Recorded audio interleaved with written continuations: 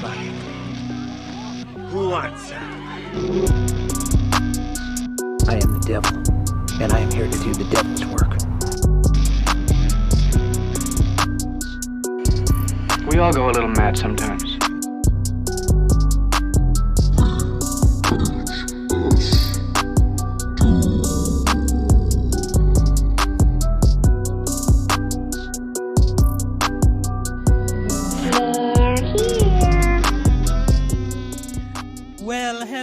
Hello everyone, and welcome back to the very best place that you could be in the entire world, underworld or void, the VHS Doom Podcast and rental store. Hey Mikey, how you doing, buddy? I'm good. Just sitting here in the void. Good. Yeah, just sitting. Well, no, we came back from the void. Are you in the void again? Oh yeah, that's where I am currently. That's why it doesn't look in the back room. I'm in the void. Oh, okay, gotcha. Yeah, I got stabbed by a crazy lady at the beginning, like right before we started, and I was taken to the void. So yeah, sorry. Oh, okay. Well, oh God, we'll deal with that. Don't worry. We have some stuff that's coming. I can help you with. I'll get more into detail when we get to the what happened to the VHS. Okay. All right. Well, that sounds good. But anyway, welcome back, everybody, and thank you for coming back to your favorite little podcast. This side of the Rio Grande or some shit. I don't know. If you haven't already, please give us a like, follow, rating, and please share this with your friends and enemies. For if they are your enemies, we shall torture them for you. But most importantly, please subscribe. We're at about 15 subscribers right now on Spotify. I think we have like 15, 20 on Apple Podcasts. So we really appreciate you guys subscribing who have. And if you have not yet done so, please go subscribe to Emmy saw it. Fucking shit. Subscribe to fucking shit. Subscribe to our podcast. What was that? Diet Coke? Yeah. A little Diet Coke. I would like a Diet Coke, please. And what is that? What is that? It's a 24-ounce monster. Monster cum? Okay. Gotcha. I thought you were quitting those. Water bottle. Jesus, you are so fucking hydrated. Holy shit. Well, I'm having a lot of caffeine anyway. in water. So. Yeah, okay. All right. Well, anyway, yeah, welcome back, everybody. And like I said, go subscribe to the show, motherfuckers. Also, if you have not, for our weekly pandering session, go check out our merch store, vhsdoom.com. Scroll all the way to the bottom. We got some cool shirts there. I am behind on designs. I haven't uploaded a bunch of ones that I've been working on, but hopefully in the next couple weeks, I don't know, I'll try to get. But the shirts that are there are pretty cool. So go check them out. Also, just FYI, anyone, whoever, no one's bought a shirt.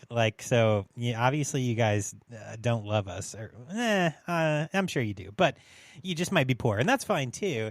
But I heard the shipping for Canada is wild. Yeah, that's the thing. It's not about being poor. It's like if you live in Canada and you order a shirt, you're buying it costs shirts. like $40 to ship or something. So, sorry, Troy. Troy, if you're listening to this, give me your address and I'll send you a shirt for free because you're the best. But whoever out of all of you buys the first shirt, you have the opportunity. You'll be invited to come on the podcast and tell us why you make such fly by the seat of your pants decisions, such questionable decisions in life. No, but you can tell us what it's like, comfy, kind of cool, getting all the looks when you're out in public. I don't know. Anyway, so that's enough pandering. But also, if you happen to be a band director, an actor, and you're promoting a project, we want you to come on the show. We're really looking for some people to interview. So, if you're working on any kind of artistic endeavors, you want to promote yourself, feel free to reach out to us at vhsdoom@gmail.com. We'd love to hear from you. So anyway, yeah, so this week we're going to have actually a little bit slightly new format. We're going to see if you guys like it, but I really wanted to, put Mikey to work a little bit more because I feel like I fucking talk all the time. So this week we're gonna switch out a bit, and Mikey's gonna be doing some presenting. No pressure, Mikey. Anyway, fuck, Mike. How have you been, man? I'm good. Just the usual shit. Yeah. What's new this week? Yeah, we just hung out over the weekend. We didn't really do much. We were supposed to go see my family, but I found out like one of them had COVID, and that kind of thing. Oh damn. Kind of threw it off, but okay. Thankfully everyone's okay now, and we're gonna be going. They're coming up for my son's birthday on Sunday. Oh, almost Sammy's birthday. His party, yeah. Next Tuesday is his birthday. Shit, he's gonna be 3? Yep. Oh my gosh! Wow, that's crazy. I was just thinking about that earlier. Cool. All right, well that's gonna be fun. What kind of are you gonna do? Dinosaurs, like a dinosaur birthday party? Yeah, it's dinosaur themed. Nice. I figured. He likes that kind of stuff. That's cool. All right. Cool, man. You guys think I'm annoying about movies? Listen to him about dinos. I don't think you're annoying about movies. I'm kidding around. He's not annoying either. I'm just kidding around. I'm saying. I was gonna say 2. Sammy's cool as shit, so I don't think he's annoying either. Anyway, well, yeah. What you been watching? So, I watched. Let's start off with what related to this movie we're doing first. Friday the 13th Part 2 from 1981. 5 years after the events of the first film, a summer camp is now infamous Camp Crystal Lake is prepared to open, but a legend of Jason is weighing heavily on their proceedings. Dun dun dun. Okay. It pretty much like the final girl on that one pretty much gets like murdered in the first like scene of the second one. Oh, nice. Okay. Yeah. That's the way to do that. Really. Yeah, it's a really good one. They copied a few kills from Mario Bava's A Bay of Blood. We talked about it in the other episode or so. Yeah. There's one where like a couple are having sex and Jason just comes down and like impales them with a spear. Yeah. And then the guy in the wheelchair gets like a knife into his face. That's the other one that was taken from that movie too. It's a good movie. I love Bag. I guess call him Baghead Jason because he has like the little like potato sack over his head. Yeah, because he didn't get his mask until 3, right? Mm-hmm.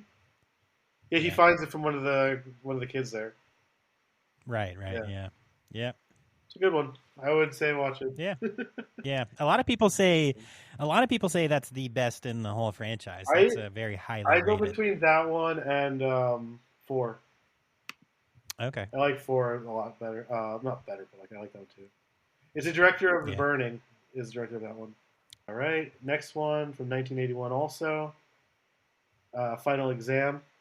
A psycho killer shows up on a college campus to slash up pretty co-eds and dumb jocks. There's this weird scene that I feel like you couldn't make now where it's like a prank and you're like in a college area and like a van comes out and these guys with guns come out. But it's just like frat house just like messing with people. Gotcha. Okay. Yeah. Things that would get you murdered today? Yeah. Right. It was a good one. Next one, 2009's Daybreakers, starring Ethan Hawke, Willem Dafoe, Sam Neill. Great cast, I think.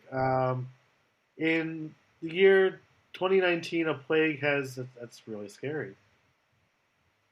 Now that I'm reaching the plot, like it takes place in 2019, and it's a plague.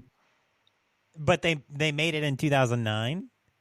Yes. So they made this in 2009 about a plague that was coming in 2019? Holy shit. Okay. A plague that transforms every human into vampires.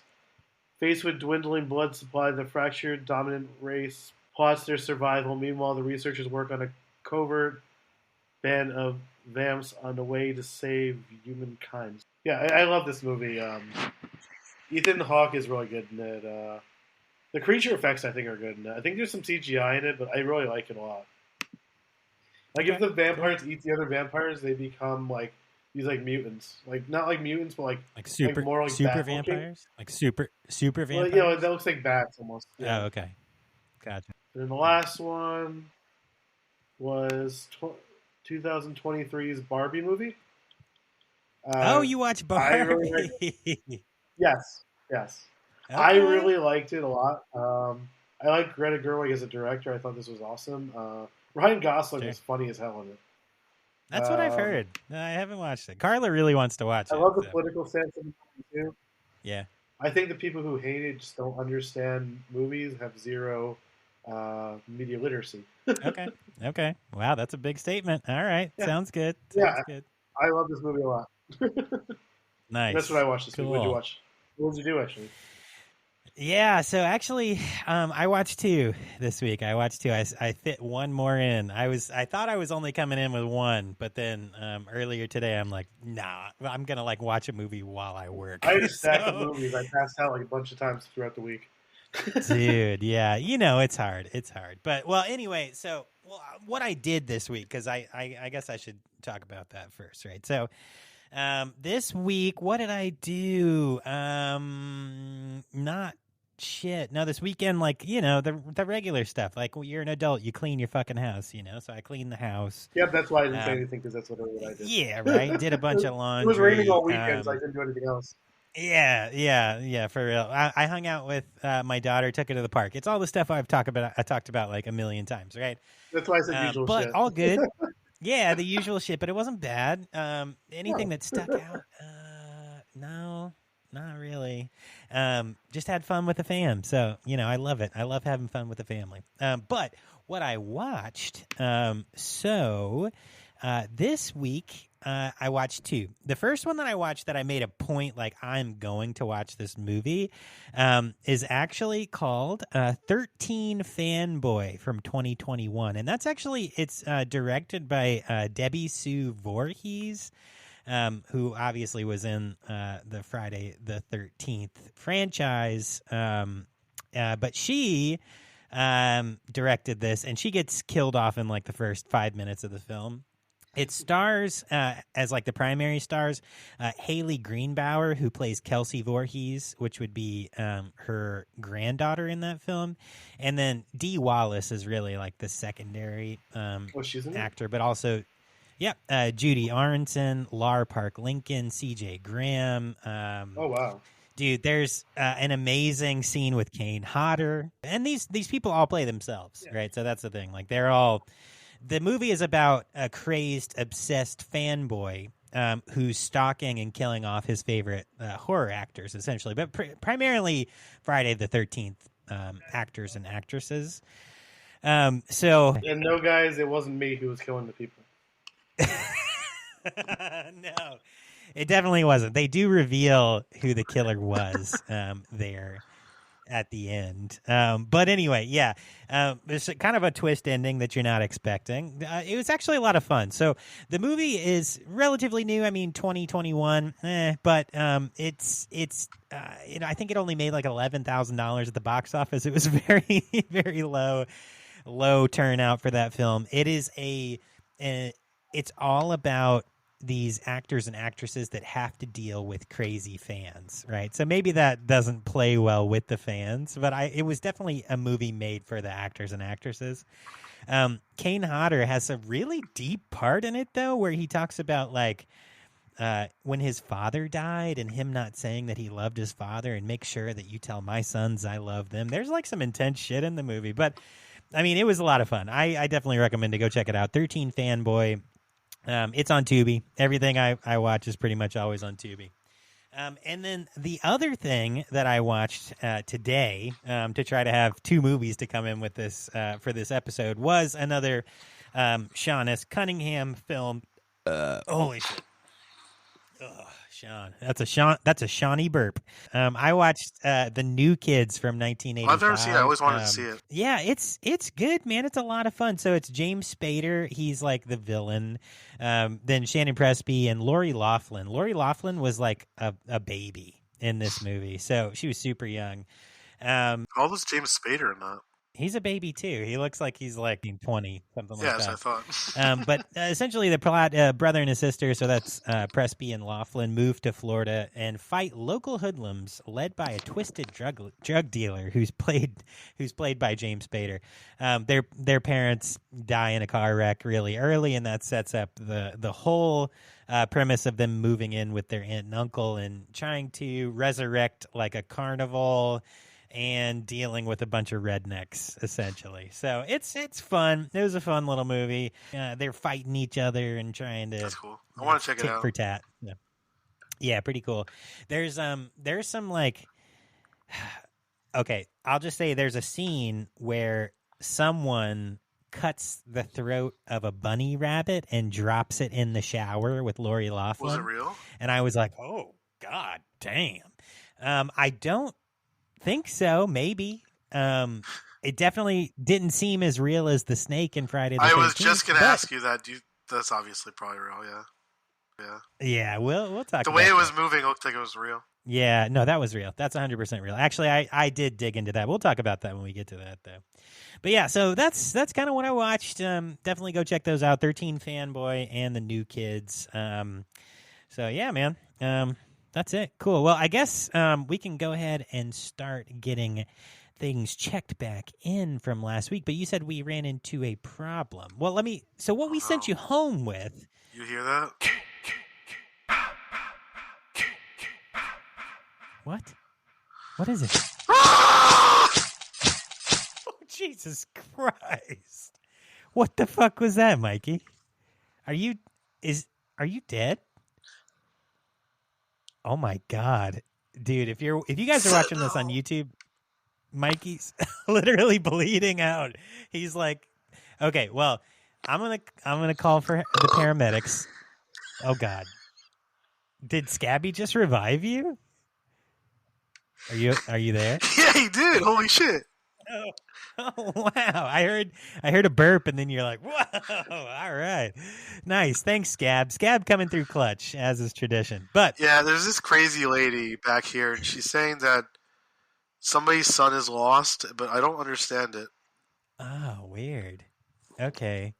Well, so all right, we sent you guys home with the usual. So last week it was Cannibal Terror from 81, Sweet Alice from 76, Toolbox Murders from 78, Death Walks at Midnight 1972, and Forbidden Photos of a Lady Above Suspicion from 1970.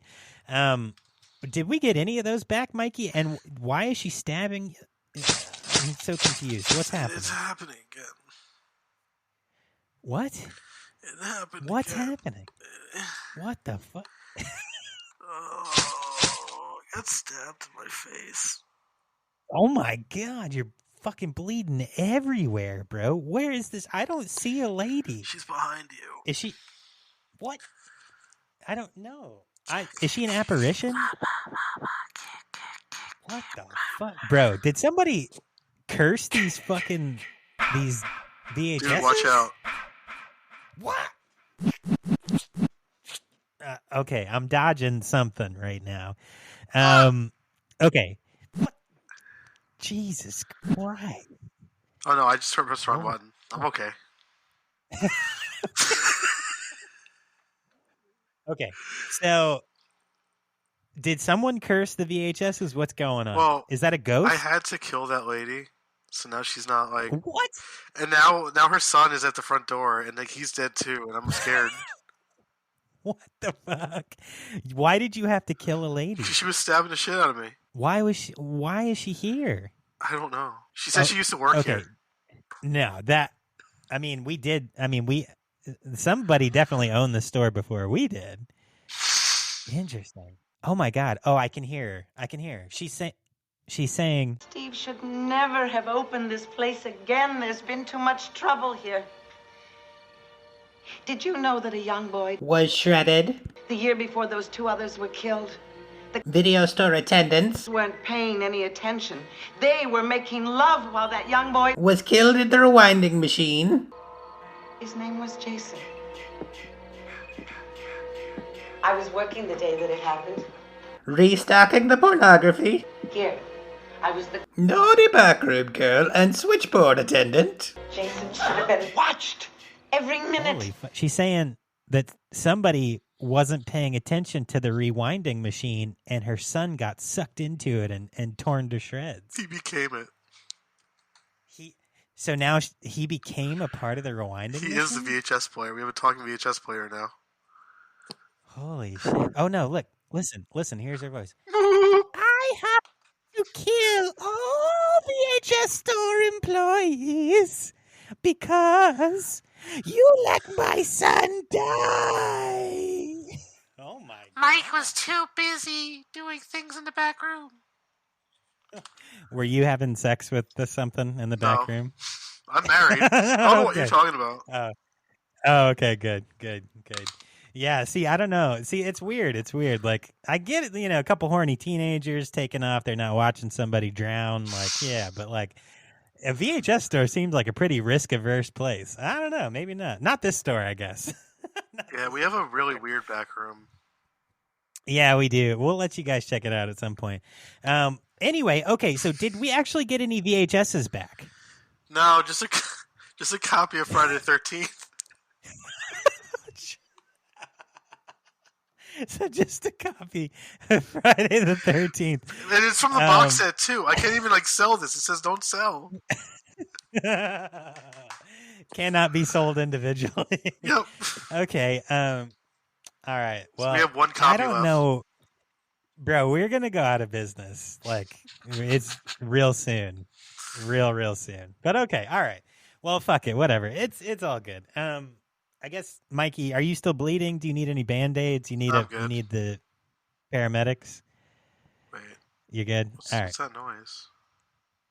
I don't know. What is that?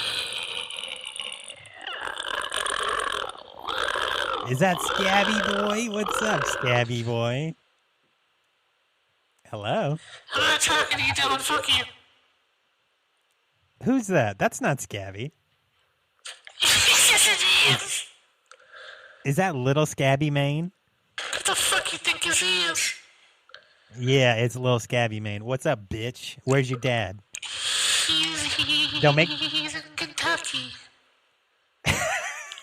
Kentucky. Well, don't make me call him to spank your ass, little Scabby Mane. Okay? Me and Scab, we're cool. Little Scabby Mane, I'll beat your fucking ass. He left. All right, good, little bitch. Okay, well, anyway, I guess we should get started. Fuck, this is like, We're getting I don't know. attacked. We're off the rails. Let's. You know what? Before we get started, let's hear a quick word from our show sponsors today. This presentation is brought to you by Liberty Medical, helping you to manage your diabetes and get the supplies and support you need so you can live a better life. Good morning.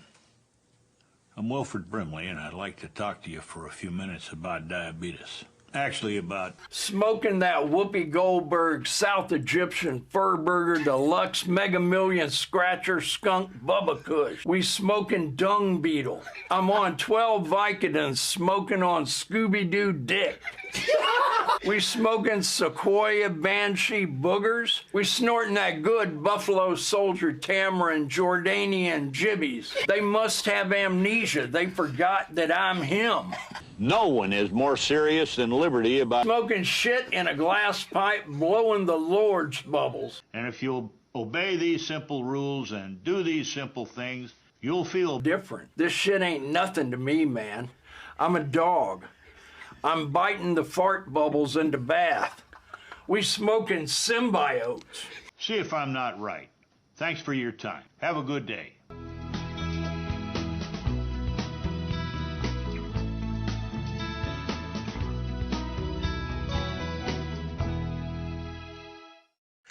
All right, everybody. So this week we're not going to quite press play as usual. Now this is a movie, but we're taking you on a special trip. So this week we are going to Camp Crystal Lake. And in good news, we don't have to drive this week. Scabby has gifted me with a couple of his very special scab tabs, which are essentially just scabs that we're going to eat. He assured me if you take a sip of gasoline while eating the scabs. No, we have to huff the gasoline as we have. Yeah, we huff it and then we sip it, and then it'll allow us to pass interdimensionally into any location that we want to go. We just have to focus really hard on. We're gonna have to cut this out. No, absolutely not. Absolutely not. So we're not cutting out the huffing gas. Oh no, fuck no. We're huffing gas and we're sipping it. Now, I would absolutely never, ever, ever advise anyone to attempt anything like this. But for some reason, Scabby doesn't want me dead. Little Scabby Main does, but Scabby and I are cool. So I think we're going to be safe. At least we won't die. So, all right, everybody grab your tab. Here you go, Mikey. Here's your tab for you. Down your tongue. All right, and then do a little huff, huff. And then a little sip, sip.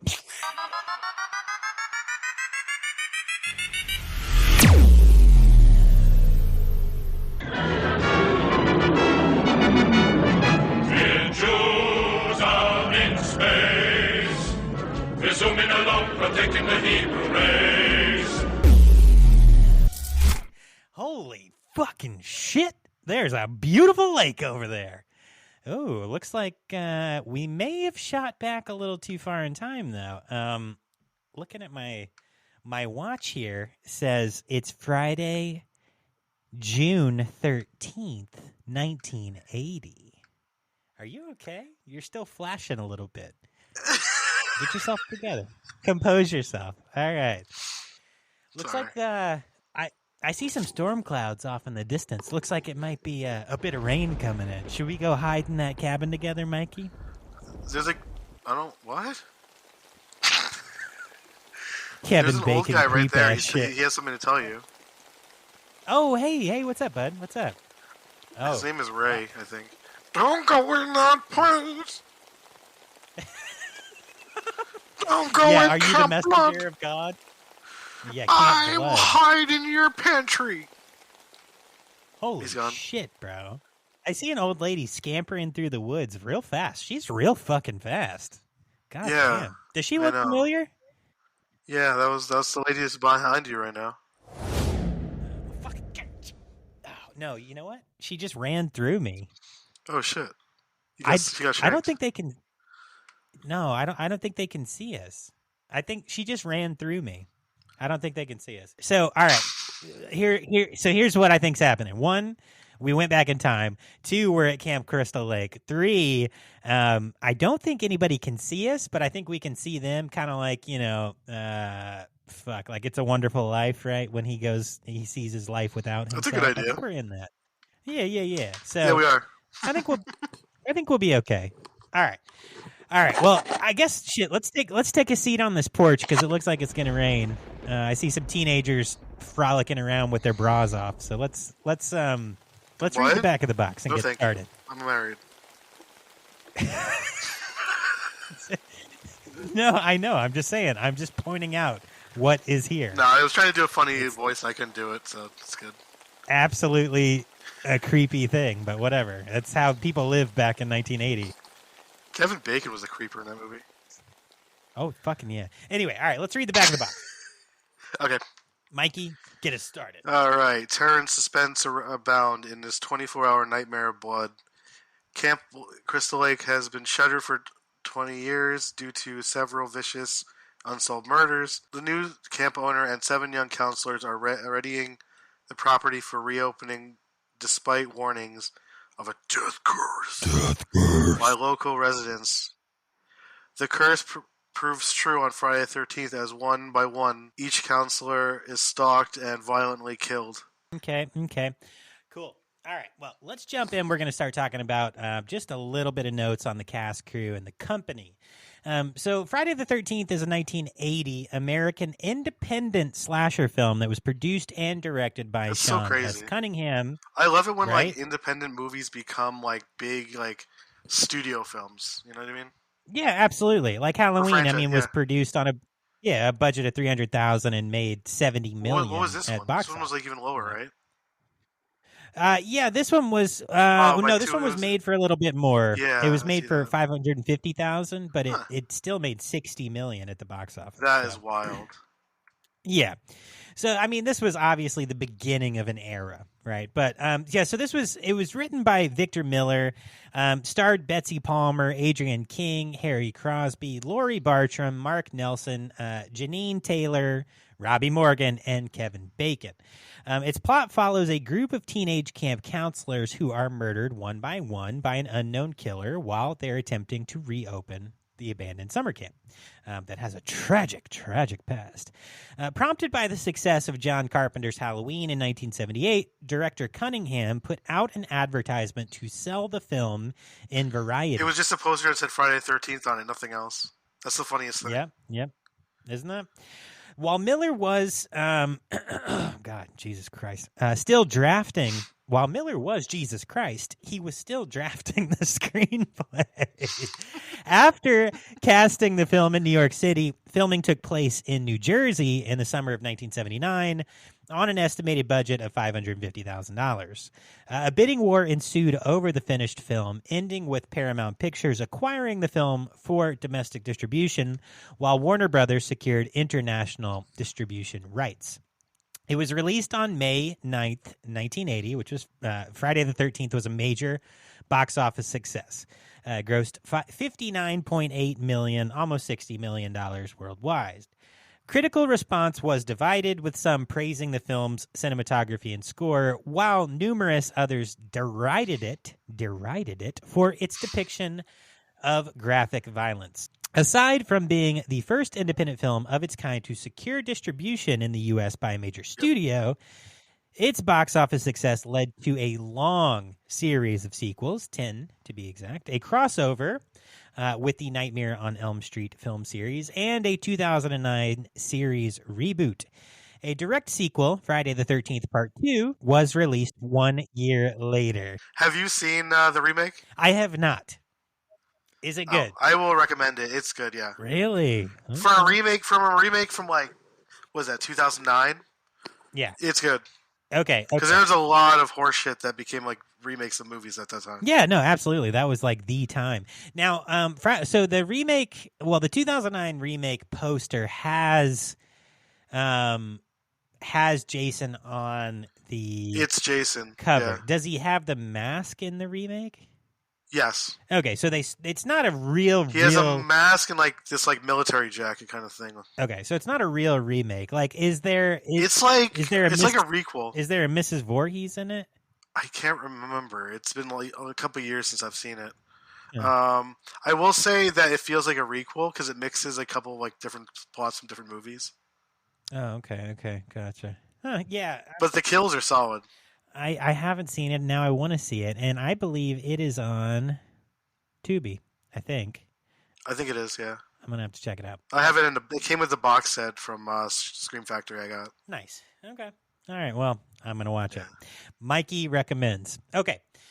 So, just a couple more notes. This movie, as I said, was directed by Sean S. Cunningham. It was written by Victor Miller. Oh my God! Holy shit! Dude, did you hear in the I Void? have so much carbonated drinks and only work once. Oh, yeah. No, I'm drinking water. The bombs? Yeah. You told me last time. Weren't they wild? The Void bombs? Holy shit. I wonder if we could... They kind of followed you. They did. They were like, boom. I don't think burps are doing anything weird here, but who knows? You never know. You might see something crazy. No, it's just annoying the shit out of people. Holy fuck. Yeah, right? Just as usual. Do you hear that? I think I hear somebody screaming. Okay. All right. There's a snake under your foot. I'm a snake. Oh, fuck. Oh, go on, Snakey. Go on, Snakey boy. Don't worry. I'm not a fucking murderer. Go on. All right, goodbye. Like Kevin Bacon. Yeah, fucking Bacon, bitch. No, he didn't do it. The other guy did it. No, Kevin Bacon jumped on the bed and tried scaring them. Right, yeah. Kevin Bacon jumped on the bed to get them to get the snake to fall out of it or something, and then they cut it with the knife. We'll get to that. I have some notes on that. That's a serious note for me. That's wild. Anyway. All right, so cinematography in this movie was by Barry Adams. It was edited by Bill Frieda. The music was by Harry Manfredini. Manfredini. Manfredini. No, Manfredini. God damn fucking Italian names. Manfredini. He's a really good composer, too. He is. I just can't say his fucking name. The production company was Georgetown Productions, Inc., and it was distributed by Paramount in the U.S. and Warner Brothers internationally. He did Slaughter High, too. All right. So for this movie, because there's, again, as I've said a bunch of times, with movies that are big productions with lots of fan input and a ton of reviews, especially the first one. Yeah, you get a lot of production notes and a lot of additional notes about the film. So we're not going to jump into the plot like we would on some movies. But Mikey and I are going to take a couple minutes to discuss some of our favorite points of the plot of this film. So I think we have the same. What's it called? Like pretty much the same notes. Yeah, I saw your notes like this morning, and like I was gonna write them, but it's literally the same thing. Okay, cool. All right, well, I'll take one. You can take the next. We'll do it like that. So, First, my first note, dude, I was so sad that the cook like never made it to the camp. Even that was like unbelievably depressing. But what I did notice was that when she gets into town, right, and they're like, "Oh, you're going to Camp Blood." The guy, I like that title if it was a movie. Yeah, that would have been a cool title, right? I think they went with the right title, but it would have been a cool one. There's a low budget slasher like killer clown like shot on video movies called Camp Blood. I have them. They're nice. Pretty. They're Yeah. Like no budget movies, Yeah, for sure. Well, so when she's in town and she's getting driven out to the crossroads by that guy in like the oil truck. So I thought it was kind of funny. So the oil truck that he's driving it says Hope. Yeah. It says Stanhope. Does it? Yeah, it says Stanhope. That's why I was confused by your note. I think it says Hope. It says Stanhope, New Jersey. That's a place. No, I know. I hope New Jersey is a place too, but I'm curious now. Okay. On Google. Oh, it does say Stanhope, doesn't it? Yeah. Waterloo Road. Interesting. Okay. Well, then what were you going to say? Well, no, so I got married. So Hope, New Jersey was only like 15 minutes south of where I got married, which is in Oxford, New Jersey, it's all kind of in the same like area anyway. I have no idea where that is. I lived in New Jersey for 25 years of my life. It's out west. It's like southwest. Oh, okay, yeah. Maybe I'll cut this whole thing out though. But yeah, so when the cook girl gets killed, what's her name in the movie? Hold on. Alicia? Annie. Annie, okay. Was it Annie? Yeah. I think so. Yeah, because she actually wasn't even auditioning. So when Annie gets killed and they slice her throat, so I guess in different versions they may have like niced this up more, but I think they did. The version, it didn't look like a problem on my end. Yeah, the version that I watched, which is on Amazon, on Prime or HBO Max actually, you can see a really big color difference between her throat and her face, so it's like really white. So it looks like they didn't do the makeup like super well on that effect. Yo, Tom Savini. Yeah, bitch. No, I love Tom Savini. But yeah. Yeah, we are Tom Savini fans. Yeah, for sure. Speaking of Tom Savini, okay, so I'll let you read the next note, but I got some notes on that.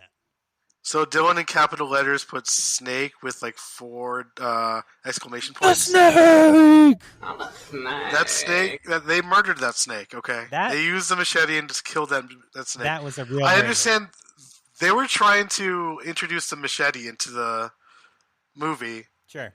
As like the weapon. And then like they just like brutally murder a snake that didn't need to be like stabbed to death like that. Right. So here's what happened with that one. I looked into this. So the trivia notes, Amazon does a lot of trivia notes, which is kind of cool. I love that shit. Yeah, I have Friday the 13th on hard copy, but sometimes it's easier for me to load up my laptop and watch something on Amazon, right? So anyway, it has all of these trivia notes, and one of the trivia notes said, "Did you know that the snake is actually killed, and it was someone's pet, and Tom Savini asked to borrow it?" That's the note set, right? But I thought he wasn't there that day. Well, that's the thing. So I had to start looking into it because the note just says Tom Savini asked to borrow someone's snake, and then he killed it. right? But I doubt he would do that. No, I don't think so. So I was Googling it, and one of the first results is Tom Savini's Twitter, well, X or whatever. And there's a tweet that he says, just so everybody knows. Twitter. Fuck that shit. Yeah, right. Just so everybody knows, I was not on set the day that the snake was murdered, and I did not choose to murder the snake. So he very much stands by the fact that he borrowed the snake so they could have the snake, but I guess he was going to do a prop snake or something like that. I don't know. But while he was not there, they actually killed someone's pet snake. So fuck That's ridiculous. That decision. That reminds me of like a video I saw of a cop. They were like putting down like snakes in this like snake retreat thing.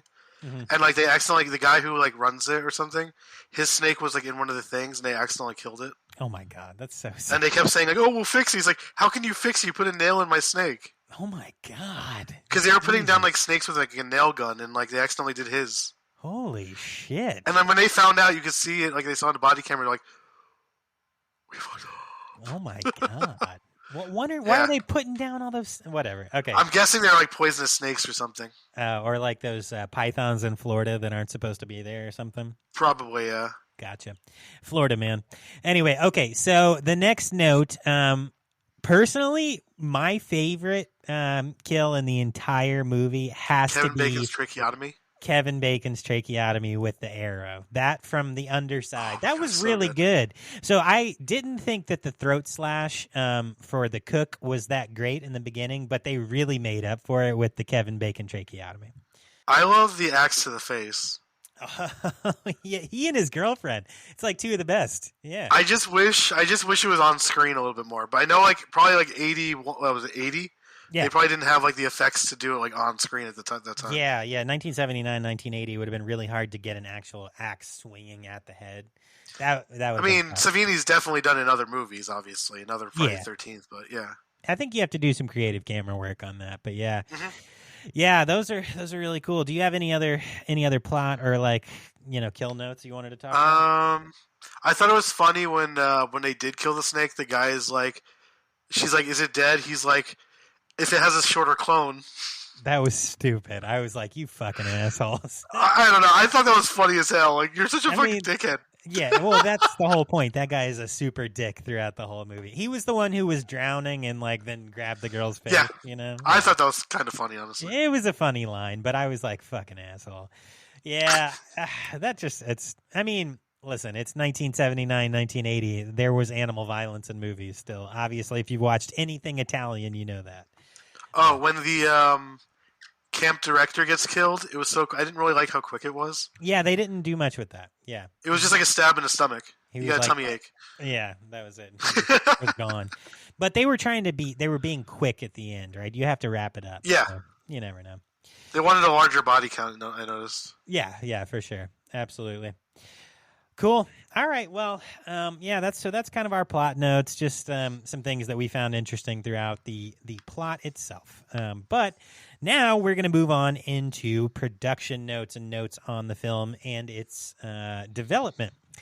So Friday the 13th was produced and directed by Cunningham, who had previously worked with filmmaker Wes Craven on Last House on the Left.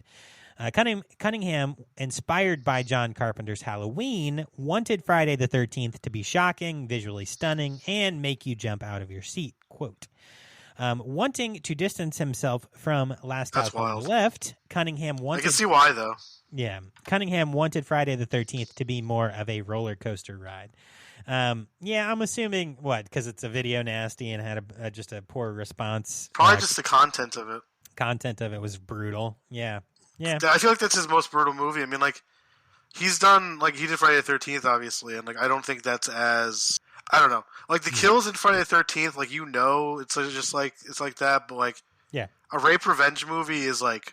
That content is more fucked up, I think. Unbelievably hard to watch. Yeah. Mm-hmm. Yeah. Absolutely. Especially as, like, a parent. Mm-hmm. So anyway, the original screenplay was tentatively titled A Long Night at Camp Blood, which is a great title.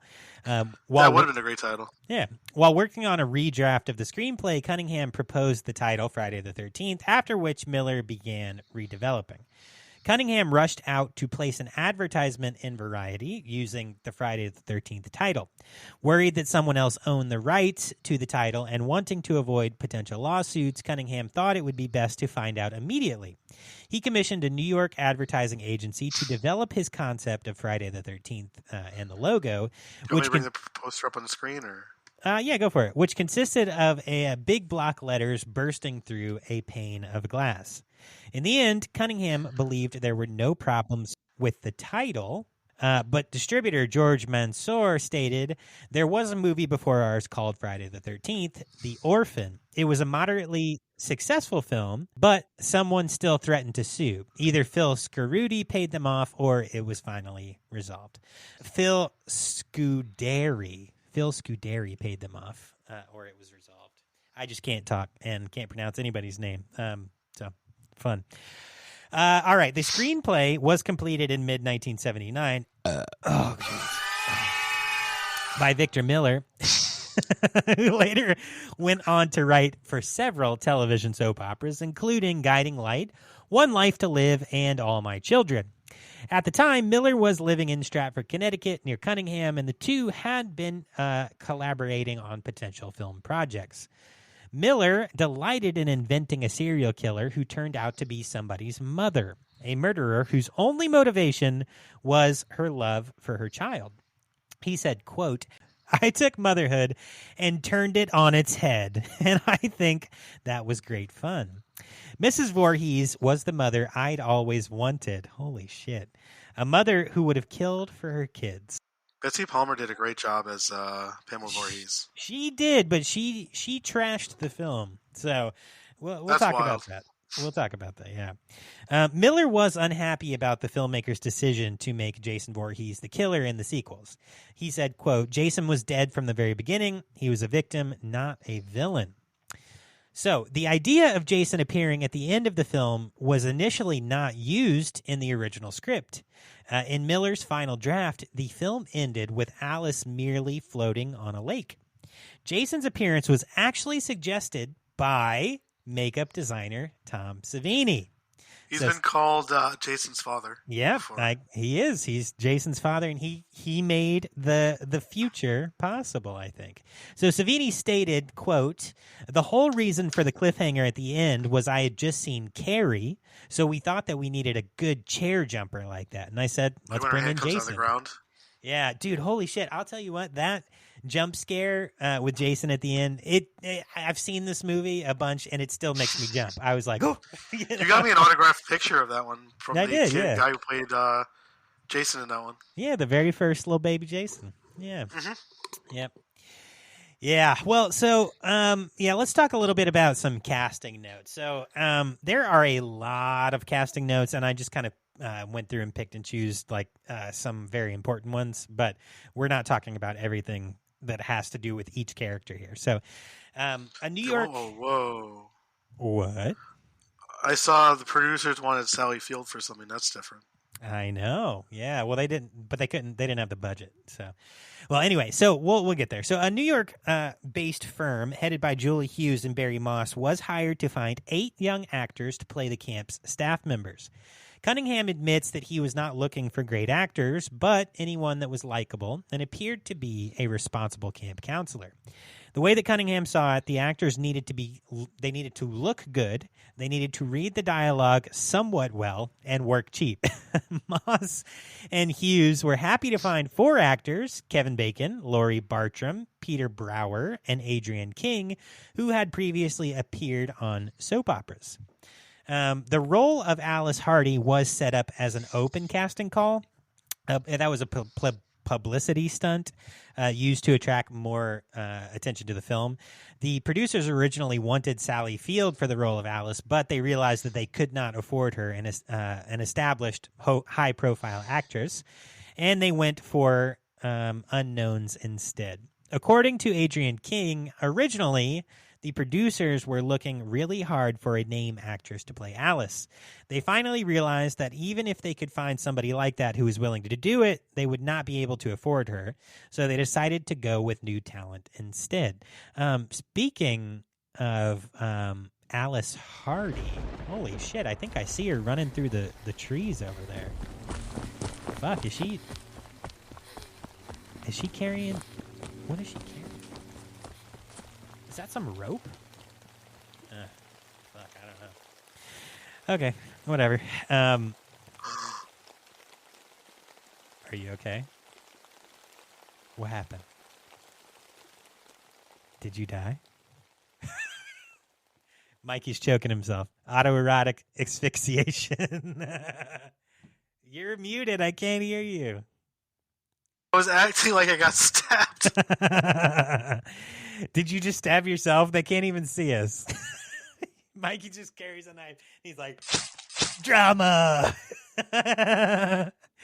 Oh, Jesus. Okay. All right. So continuing. So King earned an audition primarily because she was the friend of someone who was working in Moss and Hughes' office, and Cunningham felt that she embodied the qualities of Alice. After she auditioned, Moss recalls Cunningham commenting that they saved the best actress for last. As Cunningham explains, he was looking for people that could behave naturally, and King was able to show that to him in the audition. Now, Robbie Morgan, who played Annie, which would be the cook, was not even auditioning for the film when she was offered the role. So while in her office, Hughes looked at Morgan and proclaimed, "You're a camp counselor." And the next day, Morgan was on set, which is wild.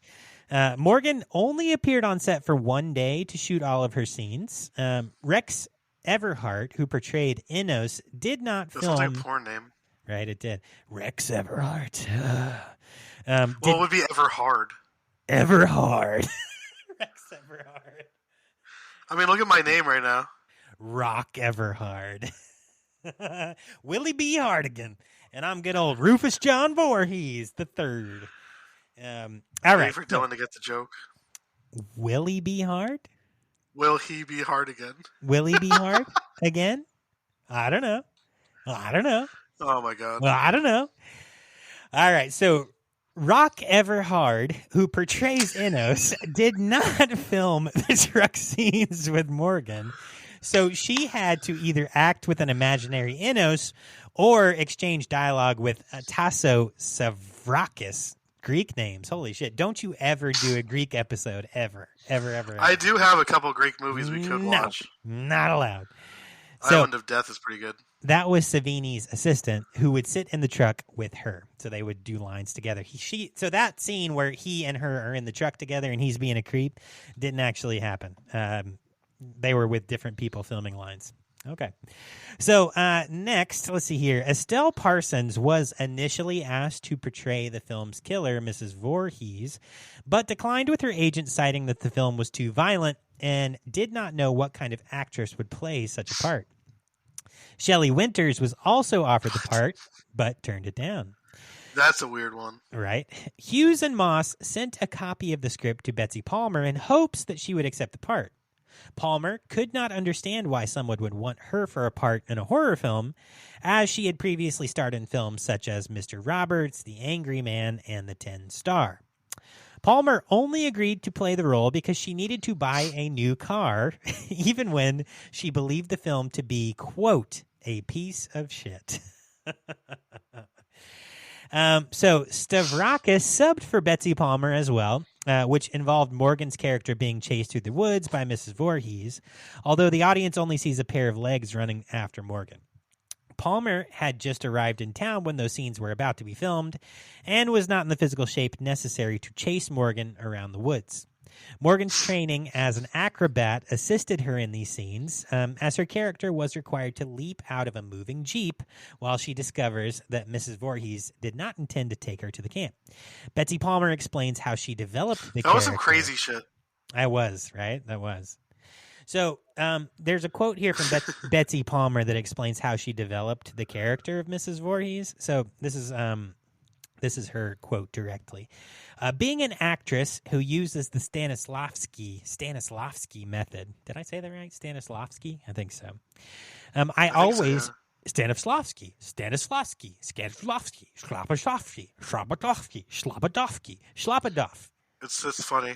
My family's like Russian. I only know like one phrase, and then it's just a curse word. It's like a curse word kind of thing. Slap my salami, the guy's a commie.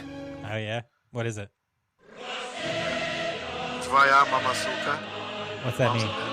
Jesus Christ. Your mom's a bitch. That's the one you know. All right, so the Sloppy Dobsky method says... The Sloppy Dobsky!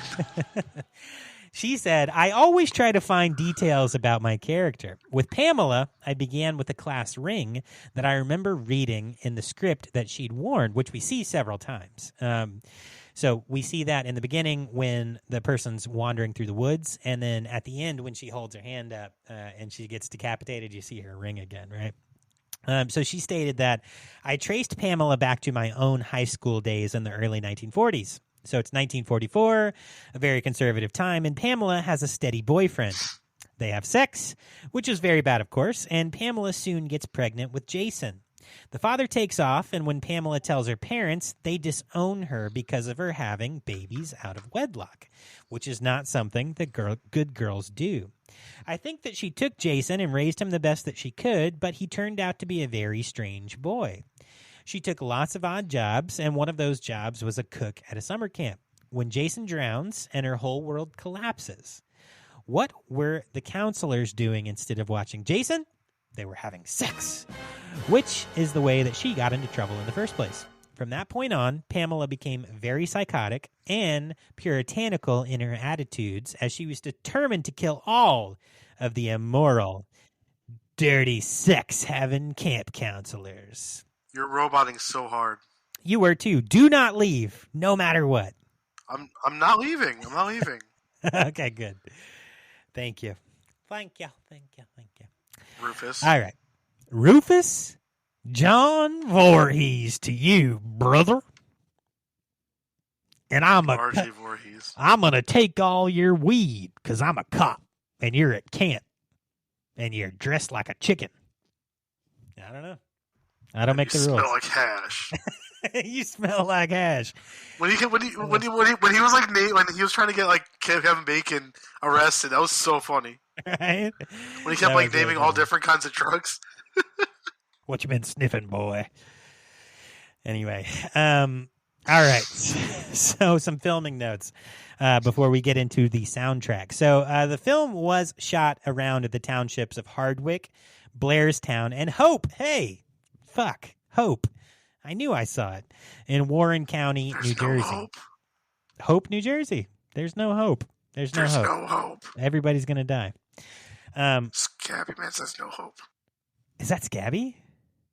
Hey, Scab. Are you there? He's possessing me. What's up, Scabby boy? How you doing? Pretty good. I saw Jimmy tried to kiss you on the mouth. Yeah? Do you like it when he gives you a little kiss? Where would you do it? Oh, you want me to do it? Come here, buddy. What is happening? I'm scared. Okay, well, so on TikTok, Dabadeath. Dylan was taking it to the void. Dude, oh, yeah, I'm still here, though. Don't worry. Okay, so, so on TikTok, Jimmy made a post that's like, it's fucking hilarious. It's like when I wake up and I see my sleep paralysis demon, and it's like, ooh, it's smooching Smooth time. jazz. Yeah. Oh, that one? I thought you were talking about the smooth jazz one. That was funny too. No, I was talking about the smooching time one. Anyway. Shout out to Jimmy, my co-host on Dabadeath. Yeah, shout out to Jimmy. We hope you're doing good, bud. Smooch. All right, so let's see here. Tucking your homies in. Holy shit, bro. Do you see that over there? What is that? What's that over there? What is it? It looks like some teenager shooting a fucking arrow at another teenager. Holy fuck. God damn, he almost shot her right through the... Oh. It was... That almost... It hit you? How does that feel? I used to be an adventurer like you. Then I took an arrow in the knee. Oh, shit. Oh, God. Okay. Goddamn kids. Fuck. I started gargling blood. It came in through here and out through here. Okay, so they might not be able to see us, but they can hurt us. All right, we'll keep that in mind as we're moving forward. Yeah, apparently they know where we are, and they know like positions like near the windows. Okay, should we move? Do you want to go sit by the lake on the dock? Yeah, I think our offices should be moved. All right, let's move over to the dock on the lake.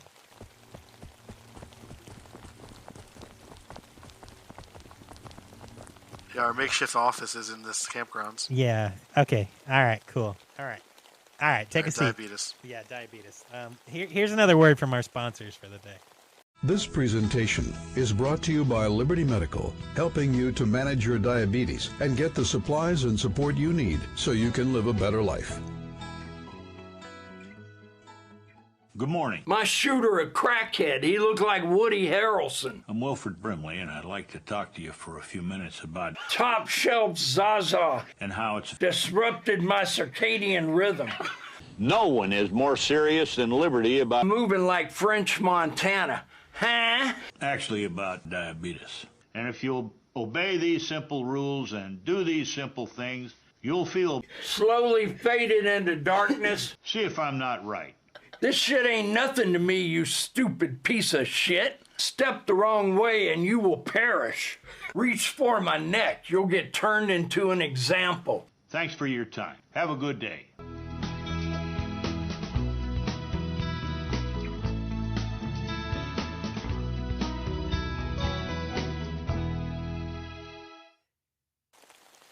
Okay, now let's get back into it. So, as far as filming goes, in 1979, the camp scenes were shot on a working Boy Scout camp, which is called Camp Nobibosco.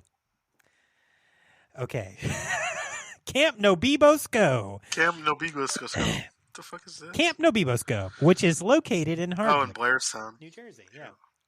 The camp is still standing and still operates as a summer camp for Boy Scouts. The cinematography of the film employs recurrent point-of-view shots from the perspective of the villain. Savini was hired to design the film's special effects based upon his work in George Romero's Dawn of the Dead in 1978. Savini's design contributions included crafting the effects of Marcy's axe wound to the face, the arrow penetrating Jack's throat, and Mrs. Voorhees' decapitation with the machete. Okay. So those are all really good. Show him to get decapitated. Those are all really good effects, but they don't mention the throat slash in the beginning. I wonder if somebody else did that one, which would make sense. Maybe. Because it wasn't that good. Anyway. Maybe like one of his assistants did it. Could be, yeah. So during the filming of the fight sequences between King and Palmer's characters, Palmer suggested rehearsing the scene based on her theater training. Oh, Jesus. I said to Adrienne, this is quote, I said to Adrienne that night, why don't we rehearse this scene? I have to slap you because on stage when you slap somebody, you slap them. So while rehearsing, Palmer slapped the shit out of King in the face, and King began crying.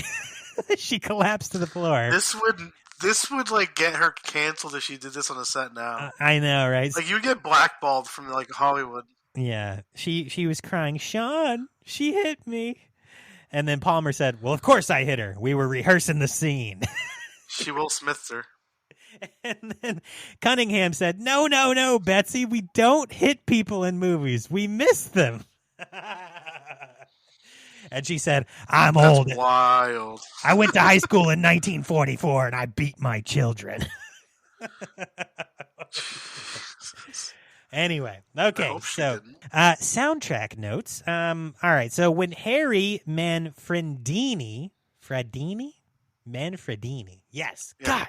Manfredini. Motherfucker. When Harry Manfredini began working on the musical score, the decision was made to only play music when the killer was actually present, as to not manipulate the audience. Manfredini pointed out the lack of music for certain scenes. He said, quote, there's a scene where one of the girls is setting up the archery area. One of the guys shoots an arrow into the target and just misses her. It's a huge scare, but if you notice, there's no music. That was a choice. Manfredini also noted that when something was going to happen, the music would cut off so the audience would relax a bit, and then the scare would be that much more effective, which those are great tactics.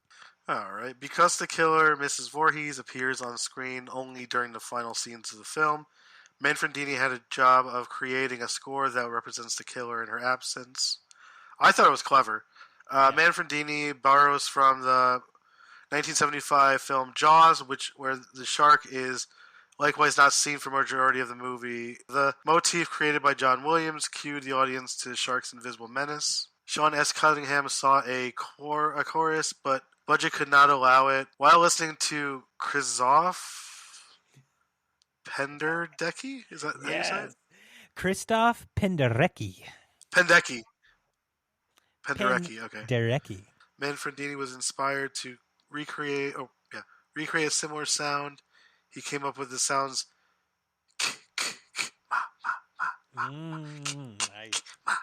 Yes. From the final reel from Mrs. Voorhees saying "kill her, mommy," which is like one of the creepiest things. It is, yeah. Is when Bessie Palmer goes, "Kill her, mommy." Right, you see her face because she's talking already, and then kill her, mommy. The way she shows her teeth, holy shit.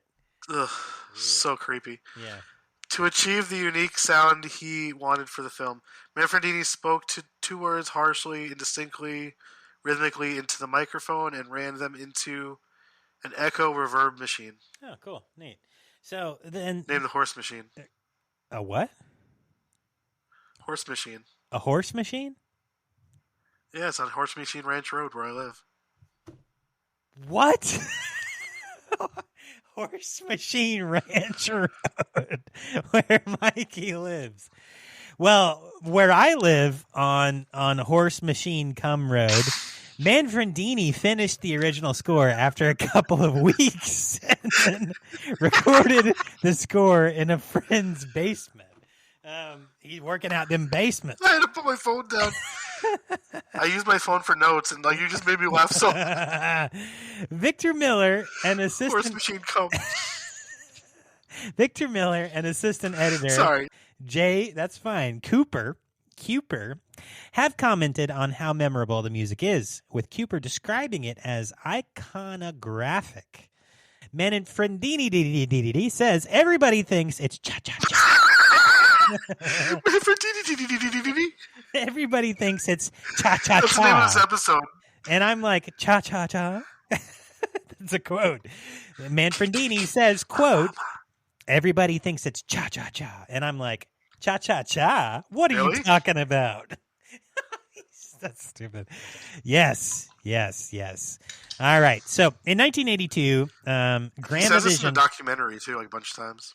Chi-chi-chi, cha-cha-cha. In 1982, Grand Division Records released an LP record of selected pieces of Harry Manfredini's scores from the first three Friday the 13th films. Pieces of hairy penises. 3 pieces of hairy penises. On the 13th of January, 2012, La La Land Records released a limited edition 6 CD box set containing Manfredini's scores from the first 6 films.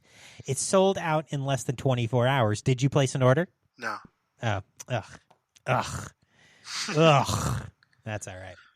I haven't. Well, that was probably when I was collecting then, but I probably was just buying movies at that point.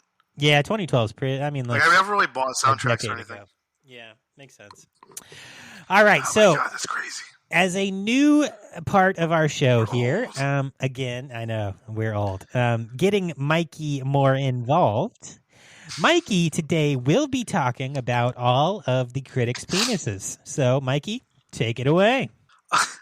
On a review aggregator, Rotten Penis, they say Friday the 13th holds an approval rating of 63% based on 56 reviews. Dylan, what the fuck? Hey, RottenPenis.com. Your laugh threw me off. I'm sorry. Sorry. Friday the 13th holds an approval rating of 63% based on 56 reviews, with an average of 5.8 out of 10. See, this is the bullshit I don't like. It's not. Yep. I don't think it's that. I would give it a 7. Yeah, for sure. I'd give it a 7. I'd give it an 8. I think it's really good, personally. The site critiques consensus reads, rather quaint today's standards, Friday the 13th still shares a bloody surprise and a 70s holdover aesthetic slightly campy. I could see that. I feel like it's got a little bit of a 1970s aesthetic to it, for sure. I don't know. I mean, like, of course it did. It was like shot in like 1979. Yeah, like I know. 1980ish. Yeah. Yeah. So, no, it's just funny that they would say that. Like, of course it would. It's kind of stupid. Yeah. Linda Gross of the LA Times referred to the film as a silly, boring, youth-geared horror movie, and she can go fuck herself. That's ridiculous. That's ridiculous. Take her penis. Boring? Right? How?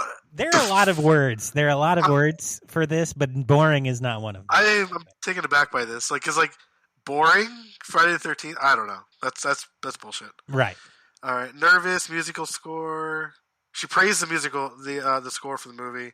Mm-hmm. Cinematography as well as performances she deemed natural and appealing. Yeah. Particularly Taylor Bacon. Yeah. However, low budget in the worst sense. Yes. All right. Yeah.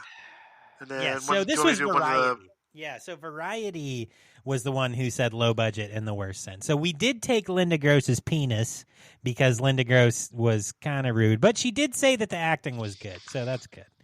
But Variety... And the score was good. Yeah, Variety said specifically it was a low budget in the worst sense with no apparent talent or intelligence. Penis taken. All right. And then, okay, Scott Meslow of The Week reviewed the movie in 2015. Assessed it as its original critical reception in contemporary context before it became an absurdly prolific franchise.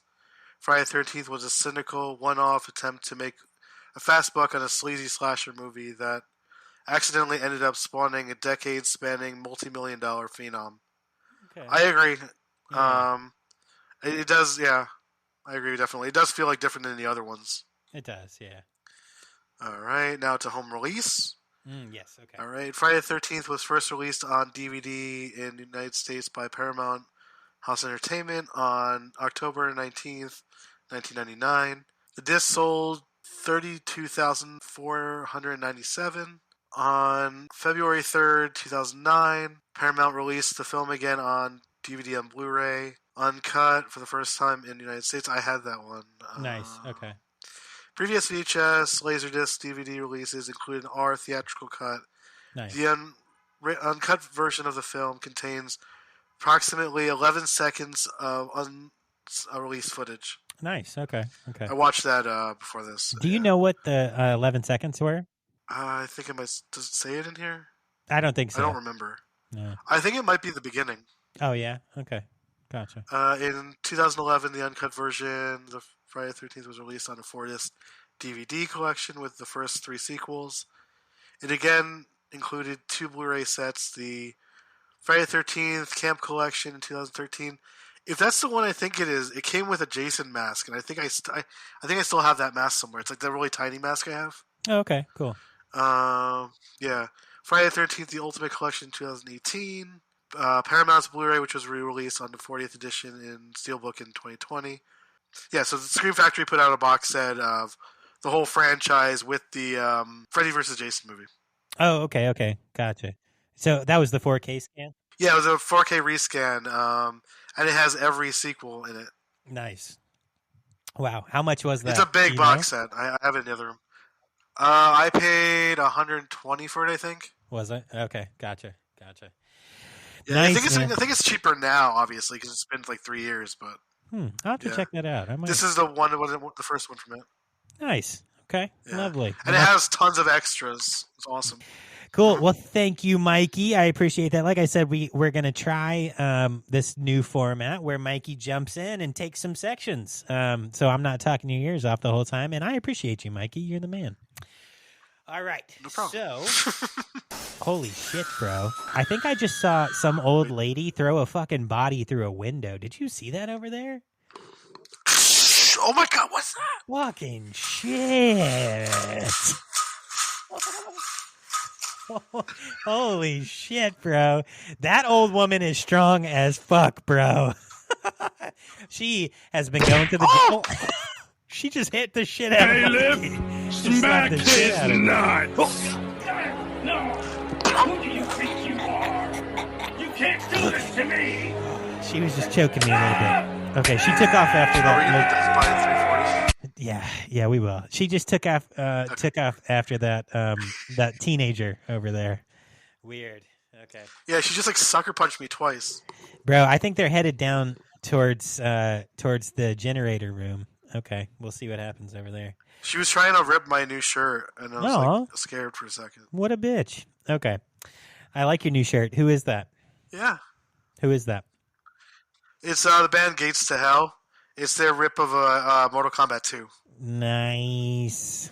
All right, Gates to Hell. On the back it says Louisville Brutality. Okay.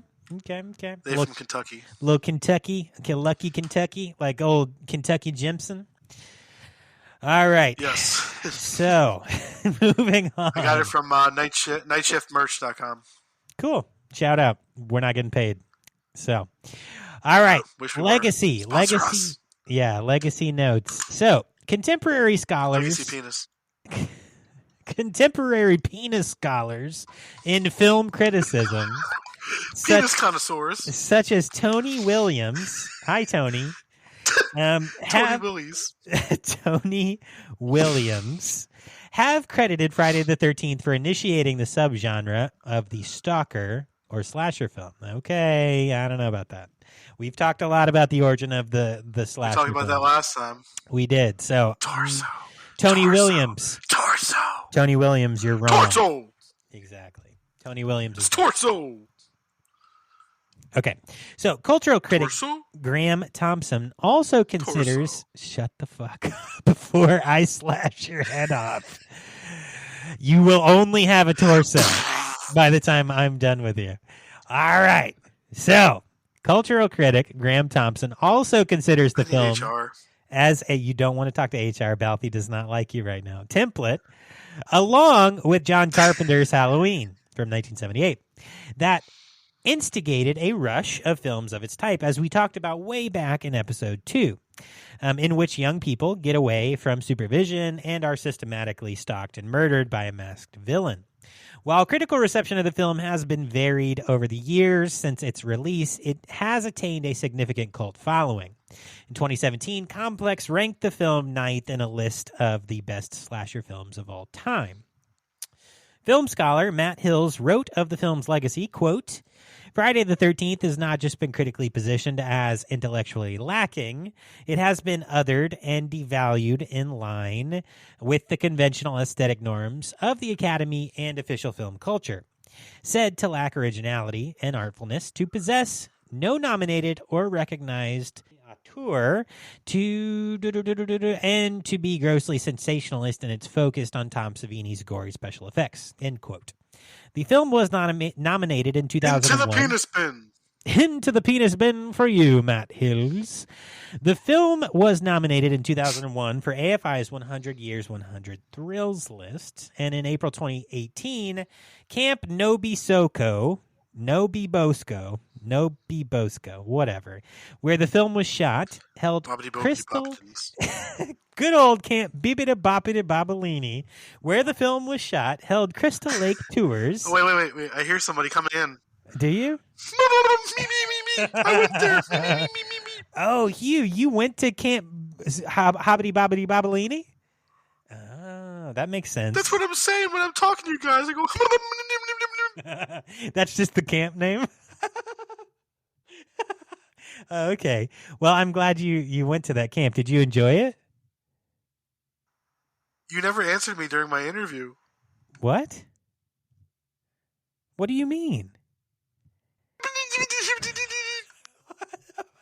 Get back in the fucking closet. I'm translating for him. I'm sorry. Oh, okay. Tell him to get back in the fucking closet. I do not have time to talk to his penis ass right now. Hugh Janus. His penis ass. His penis ass. Janus. Hugh Janus. Hugh Janus penis ass. What the fuck? Holy fuck. I didn't even say it this time. All right. It's just... We're a little off the end of the year show is just going to be how many times Dylan has said penis. Yeah, Mikey started it. He started it this time. Take note. Okay, let's finish this up so we can get you to the bus to pick up your son. All right. So, The camp Babada-Bee-Bada-Boo, where the film was shot, held Crystal Lake Tours, which was an event dedicated to the making of the film, which brought attendees to 9 of the filming locations on the property. The event was attended by actress Adrienne King, who recounted the making of the film to the fans. As of 2018, Friday the 13th has spawned 10 sequels, including a crossover film with A Nightmare on Elm Street and Freddy Krueger. And only half of them are good. Right? Friday the 13th. I'm joking. I love all these movies. Yeah, you're gonna get canceled from the horror community. Introduced. Well, no, Jason people hate Voorhees. Jason Goes to Hell. I don't like that one either. Yeah, who drags him to hell? Who drags him to hell, Mikey? You know, okay, the only reason I'm saying that is because in 13 Fanboy at the end, they're about to kill somebody, but they're like, if you can't answer these questions, we'll kill you. And they ask, who drags Jason to hell? And she goes, Freddy Krueger. And they're like, you got that one, bitch. Stupid. Anyway, all right. Okay, so Friday the 13th Part 2 introduced Jason Voorhees, which would be the son of Mrs. Voorhees, as the primary antagonist, which would continue for all of the remaining sequels, with the exception of the 5th movie and related works. The 5th movie was a guy who was pretending to be Jason because his son gets killed in the beginning of the movie.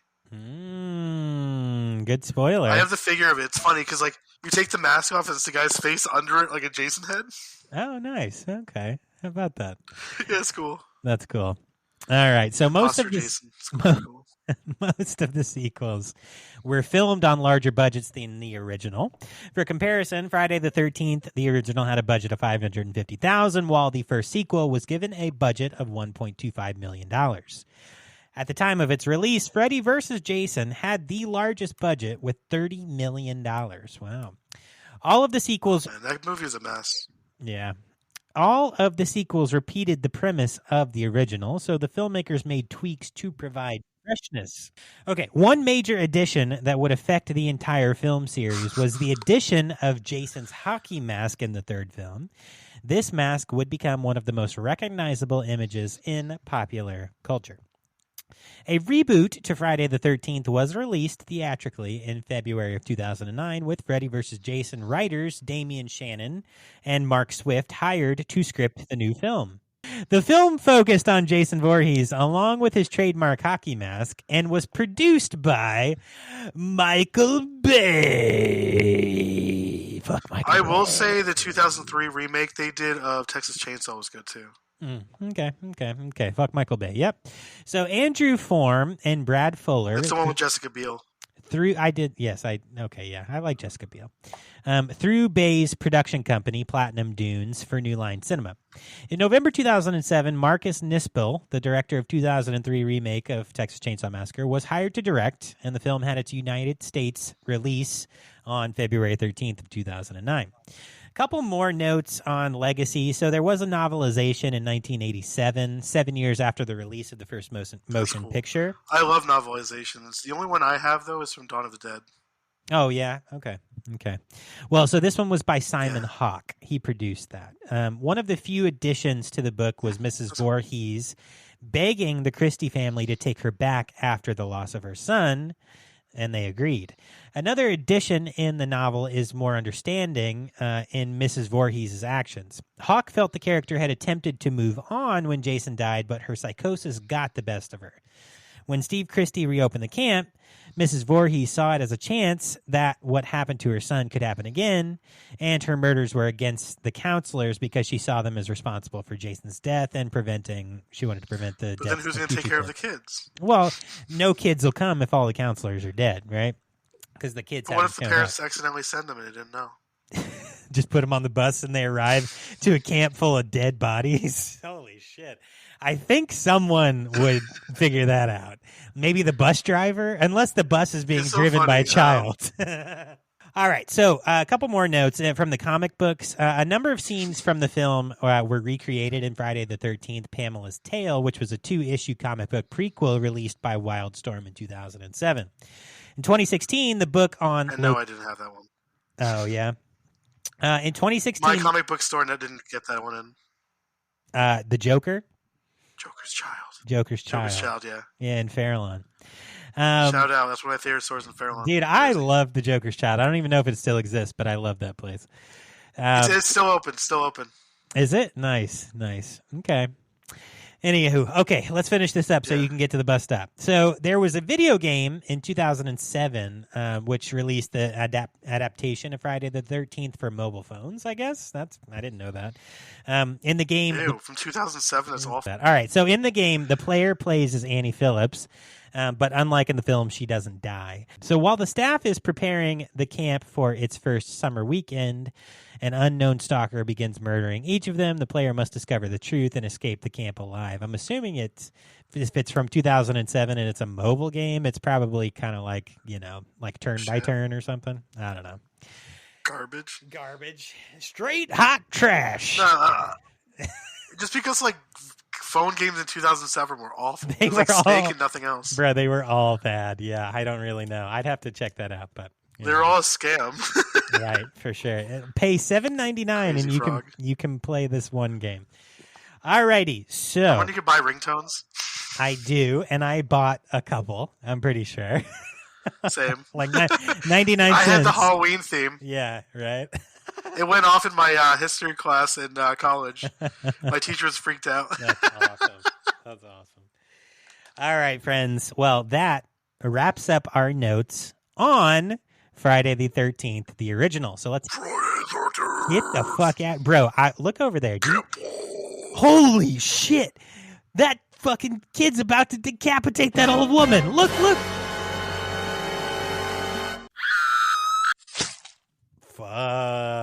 Whoa. Wow. That head went far. That was, wow. Score! Yeah. Oh, no, we shouldn't cheer for that. Holy shit. I have one more note for Friday the 13th. Yeah. Mortician did a song called Camp Blood, and they used a sample from Friday the 13th in it. Nice. Okay, cool. All right, man. Let's get the fuck out of Crystal Lake. This is a very dangerous place, and I'm tired of getting shit thrown at me and getting stabbed and stuff. I got to be back in Connecticut. I'm all the way in New Jersey. I don't have a car. I know. All right, but the good thing is, so if Scabby wasn't lying, we should be able to do a little chant and negate the effects of the scab tab and kind of jump back to where we're supposed to be. I'm not doing the chant. I know what he's going to say. No, it's okay. It's different. He gave me a list. It's 6 things. He wrote it on this piece of skin. Let me pull it out. Yeah, I see it right now. Okay, this is really disgusting. It's kind of got hair and blood on it. It says 1. Tell Mikey he's a bitch and I'll see him on the roof. Okay, Mikey, you're a bitch and Scabby will see you on the roof. Oh, God. It says I'm not going on the roof. Number 2, take the frogs out of your pockets. What the fuck? Dude, do you have a frog in your pocket? Why are there hamburgers in my pockets? Is there a hamburger and a frog?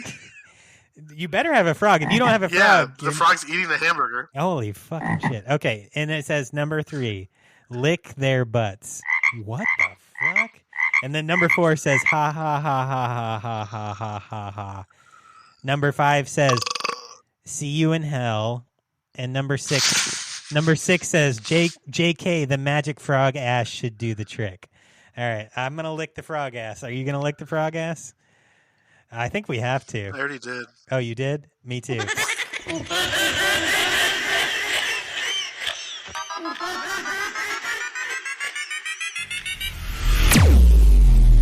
I baked you a pie. Oh boy, what flavor? Pie. Dad, I'm hungry. I'm hungry. I'm bad. Why did you make me this way? Holy fucking shit, that was a ride. I'm going to keep this frog for later. Your face. Are you frozen? No, I was messing around. You have a Mike GBT in there. Oh, shit. We don't do that anymore. All right. So I'll check the chat, though, in a minute. Let me do this. So let's get you guys checked out. Now that we're back in the store. So go ahead, grab your popcorn, grab your candies, grab your soda pops. This week, You're going home with a treasure trove. You got your booty. So we're going to send you home this week with one, the Barbie movie from 2023 by Greta Gerwig. Cool stuff. Hope you guys enjoy that. Yep, that's what I said. Daybreakers. Gerwig. That's what I said. Daybreakers 2009 by the Spierig Brothers. That's how you do it? I couldn't pronounce it. I didn't know how to do it. I'm guessing. I don't know. I don't pronounce many things right. Sprig Brothers. We're sending you home with 13 Fanboy from 2021 by Debbie Sue Voorhees, who, by the way, that just is her name. And when she auditioned, it got her the audition, but they say that's not why she got the role. And then we're also sending you with The New Kids from what I typed here is 1885 by Sean S. Cunningham, but I think it's from 1985. And then lastly, we're going to send you home with the kids movie that Mikey decides this week. Okay, I'll go with 2001's anime Spirited Away. Oh, fuck yeah, bro. Oh, clutch. You're coming in. Shout out to Jimmy. Shout out to Jimmy. Superstar. That is such a good movie. All right, cool. Love it. Okay, so, friends, that ends our time this week. We're going to tell you to get the fuck out of our store. Stop cursing things. Stop fucking sending old ladies to stab Mikey, please. Ugh. But we love you anyway. This whole show is in Dylan's head. He doesn't know it. Dude, I have a wild imagination. I've never existed. Oh, yeah? Maybe I do both of our voices. Holy fuck. God damn. Let's make that a movie. Okay, Mikey, what's next week's episode about? Next week's episode is Break Room Part 3, the 3 inning. Wow! Finally, we get a fucking break, bro. Holy shit. It's only been 10 episodes. Yeah, we worked now it's going to be 11 episodes, actually. Holy shit, dude. Holy shit. Yeah, we need a break. And actually, so I'm excited because next week, yeah, we'll take a break. But while we're taking our break, we're actually going to plan a little bit of a road trip. So we're thinking for the month of October, we're going to be taking a little bit of a Halloween road trip. So while we're on our break, we'll plan that. You guys can get a little bit of the details. You're all out? All out of your monsty? Okay, so one new thing we're going to do this week and going forward, let's do a little shout out. So this week, I want to shout out a couple cool friends that we have made on the TikTok. One would be the Devil's Work podcast, which is another horror movie or movie cinema podcast in general. They're really cool. And thank you for interacting with us, guys. We appreciate you. And also, I want to shout out one of our followers on TikTok. His name's Joe Care. Really cool guy, very interactive, and has commented on a bunch of our posts on TikTok. If you haven't followed us on TikTok, go give us a follow. We're the VHS Doom Pod. Mikey, who you shouting out? So first, I'm shouting out the Tangent of Horror podcast. They're cool guys who do the horror thing too. Nice. Also, I want to shout out my other podcast, The Dab of Death, and my co-host at DabDabJimmy on Twitter. Dab Jimmy. Fuck yeah, Jimmy. Kiss Scabby. All right. Yes. Jimmy is the man. Jimmy created Scabby, and without Scabby, what is VHS Doom? It's less, for sure. The Scabby Man universe. Extended universe. Lots of scab tabs going down in this universe. The Scabbies.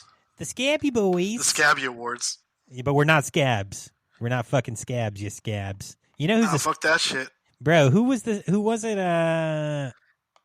Bill Maher. And Drew Barrymore. Yeah, she apologized, I think, actually.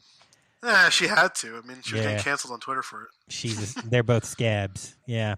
While John Oliver's out there doing fucking stand-up to pay his people while they're all striking. So, yeah, fuck those two. Bill Maher's a dickhead.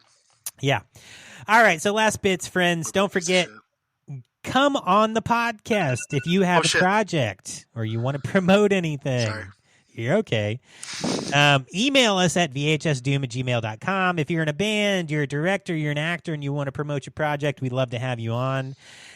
Really big thank you to you guys. We passed 500 listens. We're actually at 506 as of today total listens. So thank you guys so much for taking the time to listen to us We're going to be at like 25 episodes, and it's crazy. I know, yeah. We talk about a bunch of penises and bullshit every week, and you keep coming back, you sick fucks. But we're happy you're here.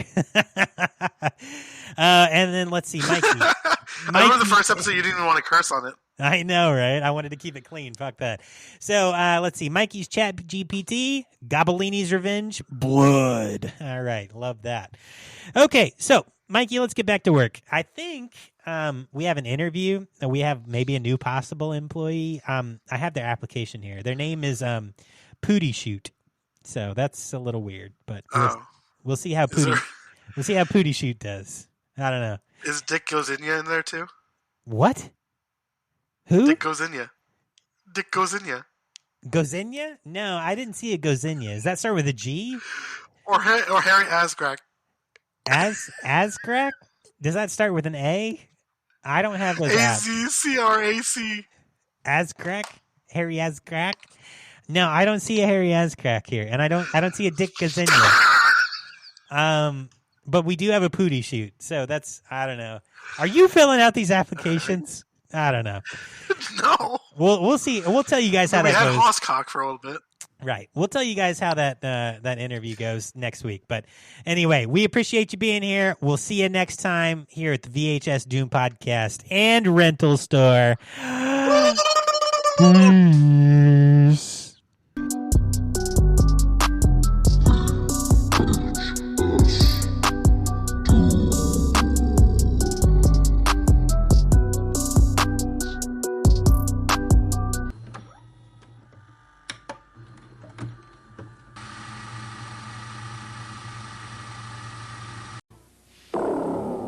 This is drugs. This is your brain on drugs. I'm snorting that shit that put me in the same POW camp as John McCain. I call it John McCain.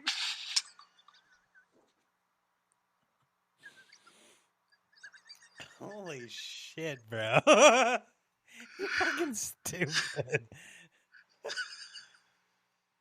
Drop another bar for us. Dug up Ronald Reagan's femur to use as a crack pipe. Now I'm seeing Nancy sucking cock.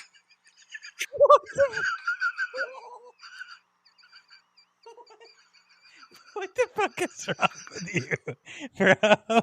What the...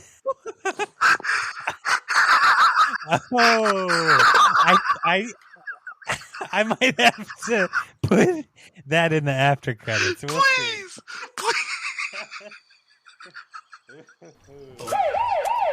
Hide the weed, yo. What?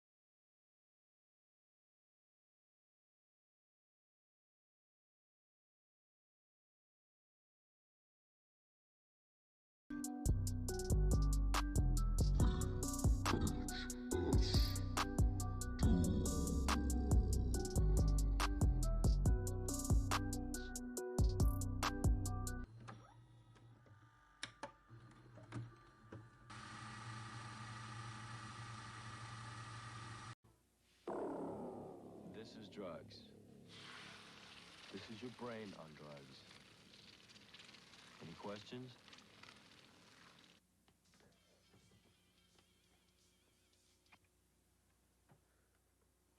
It's yours? No, Your mother said she found it in your closet. I don't know. One of the guys must have... Must have what? Look, Dad, it's Where not... did you get it? Dad, Answer me. Who taught you how to do this stuff? You, all right? I learned it by watching you. Parents who use drugs have children who use drugs. Hide the weed, yo. What